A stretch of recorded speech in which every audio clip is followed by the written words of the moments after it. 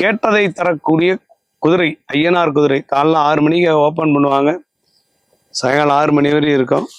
இங்கே வந்து பிரார்த்தனை வச்சுட்டு துண்டு சீட்டு எழுதி வைக்கிறது தனி சிறப்பு.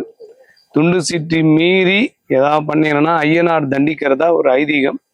இங்கே நீங்கள் துண்டு சீட்டு எழுதி வச்சுட்டா ஐயனாரே உங்கள் வீட்டுக்கு வருவாருன்னு நம்புகிறாங்க.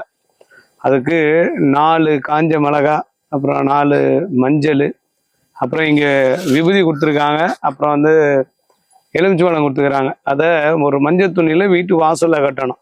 அப்படி கட்டினோம்னா ஐயனார் வந்து உங்கள் வீட்டில் பார்ப்பாராம், இவனுடைய பிரச்சனையை தீர்த்து கொடுக்கலாம் அப்படின்னு.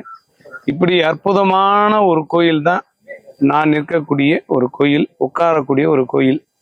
எங்களுக்கு நிறைய பவர் ஏற்படுது, உங்களுக்கு ஏற்படுதா இல்லையான்றது தெய்வம் தான் முடிவு பண்ணணும். முயற்சி மட்டும்தான் நம்மளோடது, முடிவு கடவுளோடது. அதனால 4 குதிரையும் 4 வகையான பவர். இந்த இடம் வந்து ரொம்ப த்ரில்லிங்கான ஒரு இடம், காடு. இந்த காட்டில் 6 மணிக்கு மேலே கூட்டம் இருக்காது. இவர் தான் ஐயனார். ஐயனார் பிறந்த இடம் இது, ஐயனார் பிறந்த ஊர் இது. ஐயனாருடைய நடமாட்டம் இருப்பதா நிறைய மக்கள் நம்புறாங்க. இன்னைக்கு வந்து நம்ம சேனல் மூலம் ஒரு 4 பேருக்கு வந்து சீட்டு கட்டியிருக்கோம். சென்னையில் 3/4 பேருக்கு வந்து ஐயனார் தான் வந்து குலதெய்வமா இருக்கார். பவர்ஃபுல்லான ஒரு இடம், காட்டு உள்ள இருக்கக்கூடிய ஒரு இடம், தொட்டா காரியத்தை வெற்றியாக்கக்கூடிய ஒரு இடம் இந்த ஐயனார். டேய் குடியா, கம்பெனி சைட்ல கட்டுறது எதுக்குண்ணா? இது குடிக்கிறதுக்கா? சொல்லி கட்டுவாங்க ஐயா.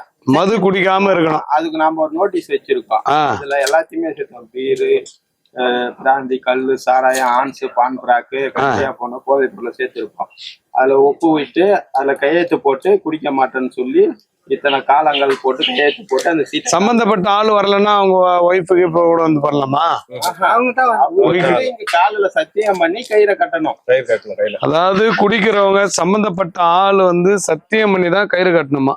அதாவது போதை பொருட்கள் எதையும் பயன்படுத்த மாட்டேன் அப்படி ஒருவேளை சொல்லிட்டு குடிச்சிட்டாங்களா மீறி கை கால் அடிப்படும், வண்டியில போறப்ப அடிப்படும், வாயால கட்டிக்கிட்டே வாந்தி எடுப்பாங்க. ஐயனார் கோரிக்கை மீறனாக்கா, ஐயனாருடைய கோரிக்கை மீறினா வாந்தி எடுப்பாங்க, ரத்த வாந்தி. அப்புறம் ஆக்சிடென்ட் ஆயிடும், உயிர் போறதுக்கு கூட வாய்ப்பு இருக்குதான். பவர்ஃபுல்லானது. அவங்கள பாதிக்கலாம் கூட அவங்க குடும்பத்தை பாதிக்குமா? அவ்வளவுதான். ஒருத்தர் கடன் பிரச்சனை தீரணும், அதுக்காக சொல்லியிருக்காரு. அவங்க குடும்ப குட்டிகளோட மகிழ்ச்சியா இருக்கணுமா, நிம்மதியான வாழ்க்கை வாழணும். நங்கநல்லூர்ல இருக்கக்கூடிய ஒரு ஐயா, யாருடைய பர்சனல் மேட்டரையும் எடுத்து சொல்ல மாட்டேன், அவருக்காக கட்டணும்.